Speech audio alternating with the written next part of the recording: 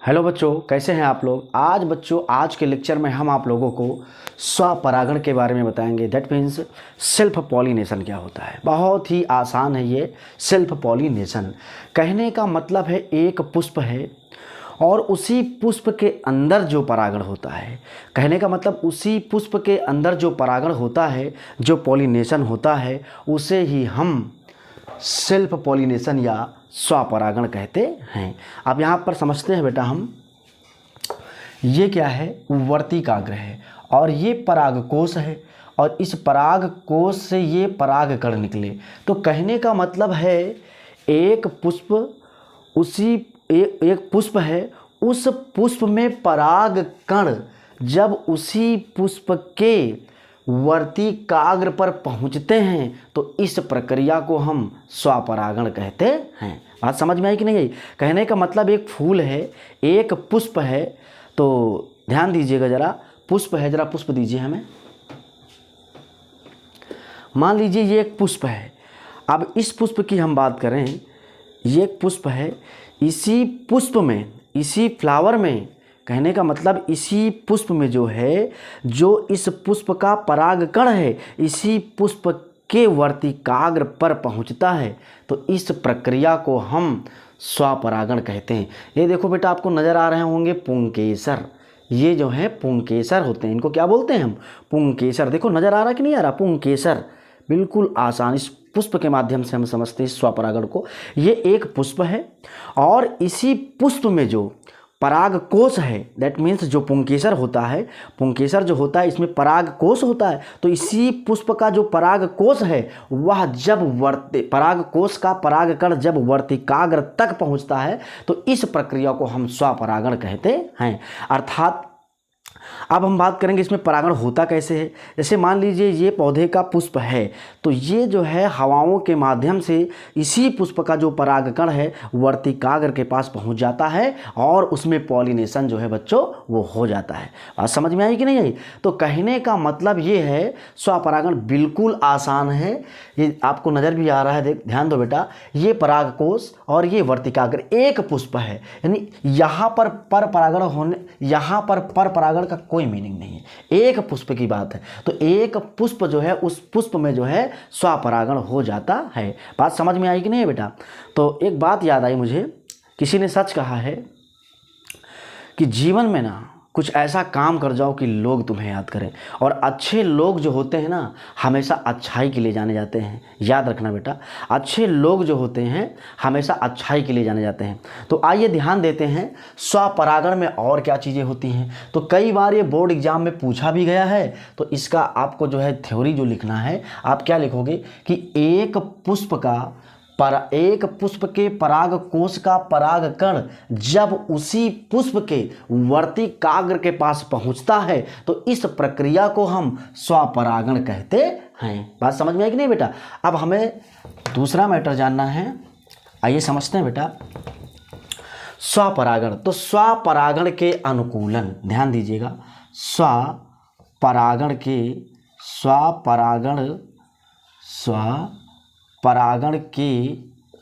अनुकूलन, ध्यान दीजिएगा, स्वपरागण के अनुकूलन। किसी ने कहा है कि गांव के बच्चे डॉक्टर नहीं बन सकते हैं। ऐसा बिल्कुल कहना गलत है, क्योंकि दुनिया में कोई भी कार्य असंभव नहीं है। कठिन हो सकता है, मान सकते हैं, पर असंभव नहीं हो सकता है। किसी ने कहा कि जैसे गांव का कोई बच्चा तैयारी कर रहा है तो लोग उसे कहते हैं कि आप डॉक्टर बनेंगे, आप गांव से हैं, ये कार्य तो केवल शहर वालों का है। ऐसा कुछ भी नहीं है। गांव के बच्चे भी गांव में रह करके और पढ़ाई करके वो भी नीट का एग्ज़ाम, नीट को आसानी से निकाल सकते हैं। क्यों?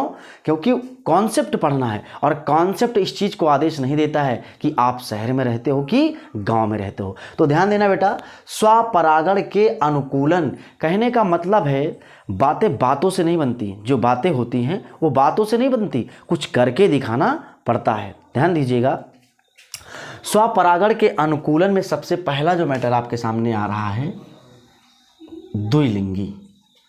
क्या बेटा? द्विलिंगी। अब इसमें क्या होता है, ऐसा पुष्प जिसमें नर जननांग तथा मादा जननांग दोनों उपस्थित हों, तो इस प्रक्रिया को हम द्विलिंगी पुष्प कहते हैं। ऐसी प्रक्रिया को हम जो है द्विलिंगी पुष्प कहते हैं। जैसे यहाँ पर जो है बच्चों पुंकेसर और स्त्री केसर, ध्यान दीजिएगा, पुंकेसर और स्त्री केसर दोनों जननांग यानी कि नर जननांग और मादा जननांग जब दोनों जननांग उपस्थित होते हैं तो इस प्रक्रिया को हम द्विलिंगी पुष्प कहते हैं। जैसे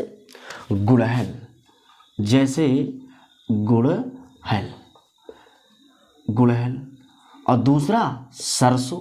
तो ध्यान दीजिएगा, दूसरा क्या है? सरसों।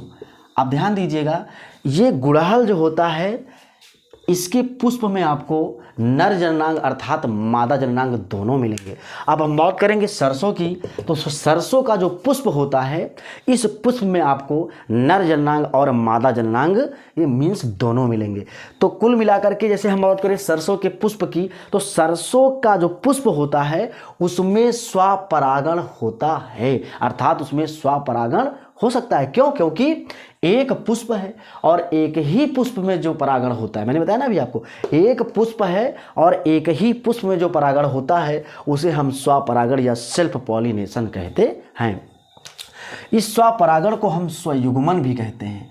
स्वपरागण को हम स्वयुग्मन भी कहते हैं। तो ध्यान दीजिएगा बेटा, इस स्वपरागण को हम क्या कहते हैं? स्वयुग्मन। अब जरा देखिए, द्विलिंगी पुष्प में तो स्वपरागण निश्चित होगा, इसमें कोई डाउट नहीं है। अब बहुत बच्चों के दिमाग में एक बात आ रही कि सर एक लिंगी पुष्प कौन से होते हैं? ऐसा कौन सा पुष्प है जिसमें केवल एक जननांग पाया जाता है? तो ध्यान दीजिएगा बेटा, आपने सुना होगा तरबूज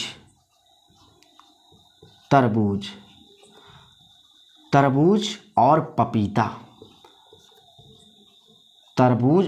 पपीता। तो कहने का मतलब जो तरबूज होता है और पपीता होता है, इन दोनों का पुष्प जो होता है, इनका जो पुष्प होता है वह एक लिंगी होता है। कैसा होता है? एक लिंगी होता है। तो ध्यान देना बेटा, ये जो है एक लिंगी होता है। अब हम बात करेंगे, ध्यान दीजिएगा, ये जो पपीता होता है ना, पपीता का फल जो है इसे यूज करना चाहिए। क्यों? क्योंकि ये जो लीवर के लिए बहुत ही अच्छा होता है।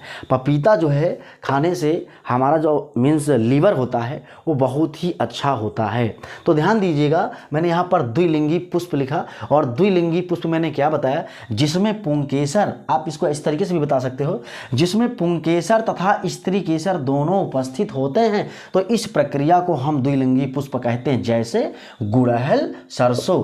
जब एक लिंगी की बात आए, और ध्यान देना बच्चों, एक लिंगी पुष्प में क्वेश्चन मान लीजिए पूछा जाए कि एक लिंगी पुष्प में किस प्रकार का परागण पाया जाता है या किस तरीके का परागण पाया जाता है या किस तरह का परागण पाया जाता है, तो ध्यान दीजिएगा बच्चों, एक लिंगी पुष्प में स्वपरागण नहीं पाया जाता है, बिल्कुल नहीं पाया जाता।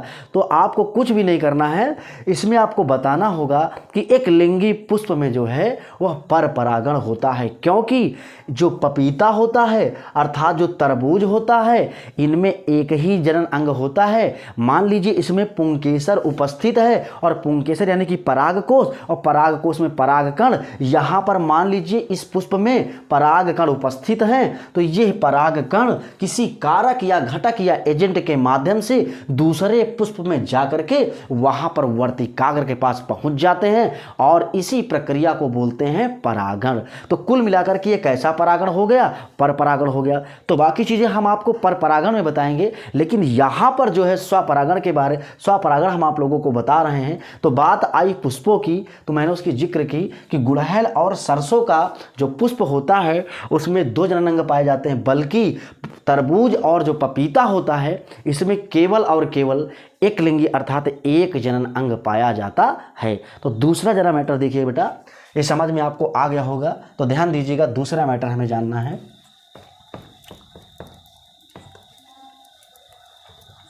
स्वपरागण का दूसरा मैटर हमें जाना है समकाल पक्वता। समकाल पक्वता।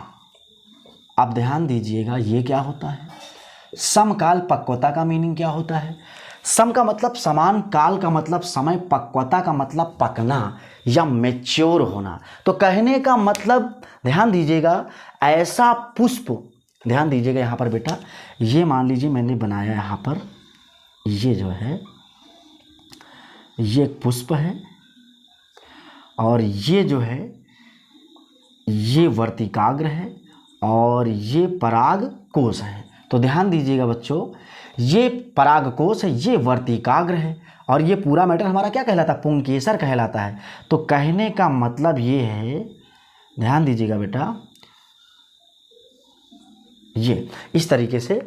अब ध्यान दीजिएगा, ये वर्तिकाग्र है और ये क्या है? पराग कोश है। यहाँ पर समकाल पक्वता, समकाल पक्वता का मतलब होता कि ऐसा पुष्प जिसमें वर्तिकाग्र, तथा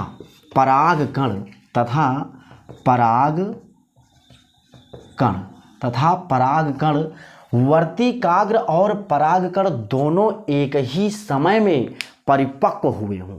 समकाल पक्वता का मतलब होता है कि ऐसा पुष्प जिसमें जो है वर्तिकाग्र और परागकण दोनों मैच्योर, दैट मीन्स परिपक्व हो, तो ऐसी प्रक्रिया को हम समकाल पक्वता कहते हैं। अब ध्यान दीजिएगा, यहाँ पर जो स्वपरागण का नियम लागू हो रहा है, अर्थात जो स्वपरागण हो रहा है, तो मान लीजिए यहाँ पर वर्तिकाग्र जो है पूरी तरीके से परिपक्व ना हो, पूरी तरीके से परिपक्व ना हो।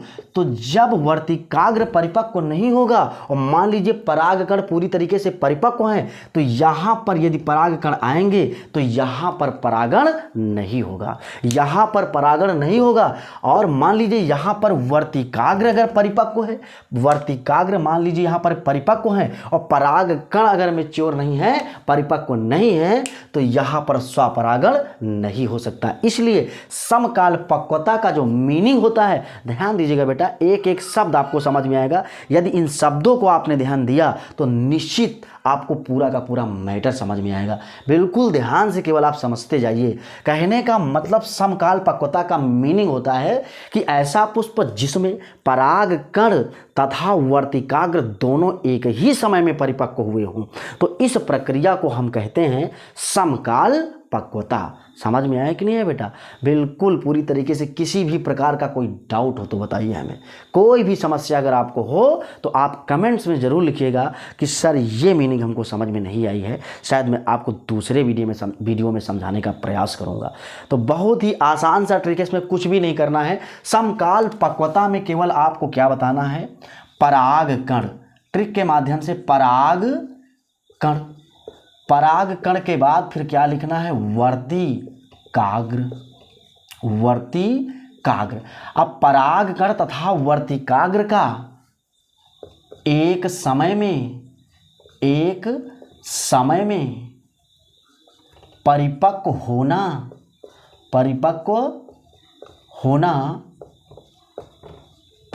होना समकाल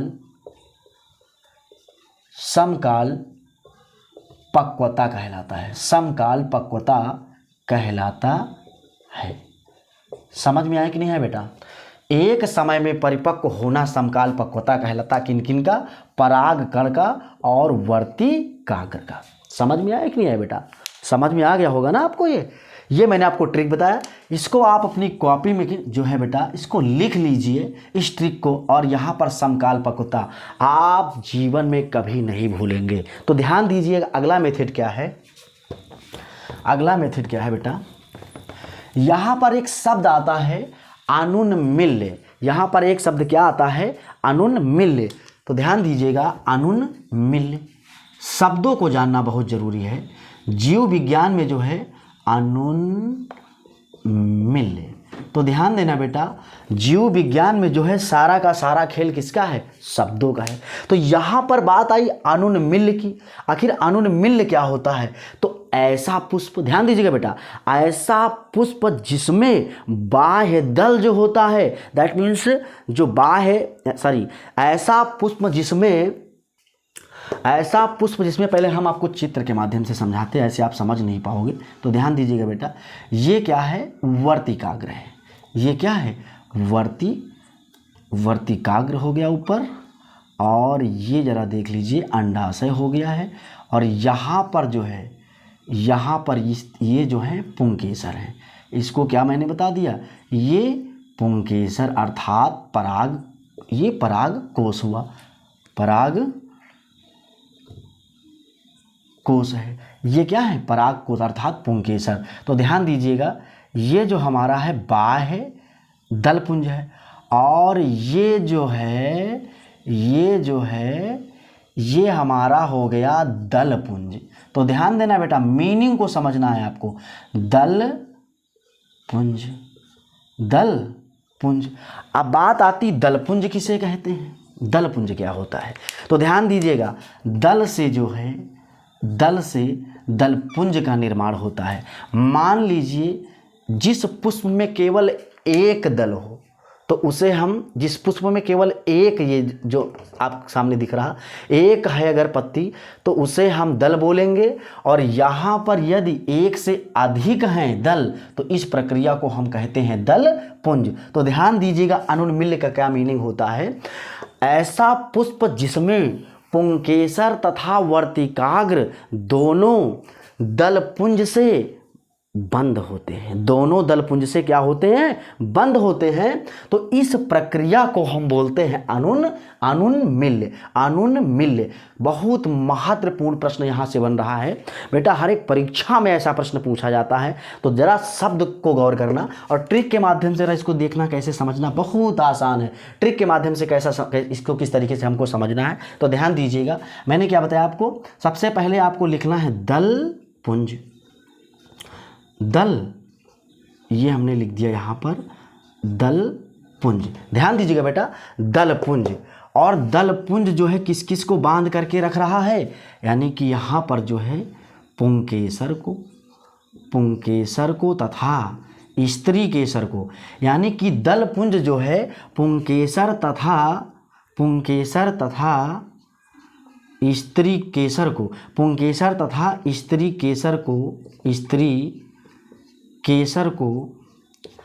केसर, पुंकेसर तथा स्त्री केसर दोनों को क्या कर देता है, बंद कर देता है। कौन बंद कर देता है भैया, दलपुंज। ये देखो आपके सामने दलपुंज।